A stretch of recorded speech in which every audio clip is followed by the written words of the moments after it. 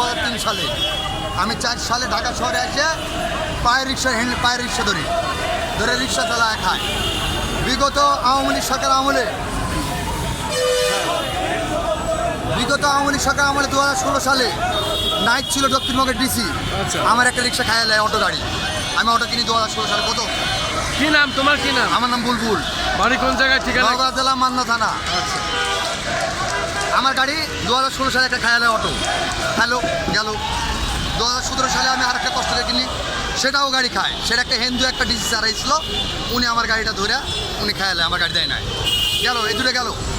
বিগত 23 সালে আমার আরেকটা এই অটো গাড়ি মহাজনের গাড়ি, আলমগীর নাম, হাজারিবাগ বউবাজার বালুর মাঠ। ওনার গাড়ি আমি লেগেছি এই শাহবাগ থানার থেকে, আমাকে আর দেয়নি। ওনাকে জমি ধরে দিতে 30,000 টাকা, তারপরেও আমাকে ধরে মারে।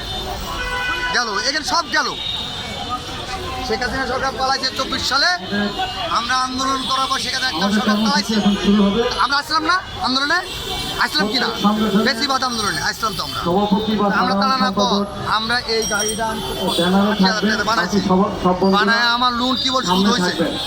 সুদ না হইতে সরকার কি হয়েছে, নতুন করে আকিস কোম্পানির মাধ্যমে, আকিস ওই যে যোদ্ধা কোম্পানি যে ক্যান্সারের রোগ ছড়া দেয় বাংলাদেশে, তার মাধ্যমে অটো গাড়ি লিয়েছে বাংলাদেশে। তার ইনভেস্ট করছে বিরোধী দল, আমাকে জামাত ইসলামের নাম করে, কিন্তু আমাদের গরিবের পক্ষে লয়।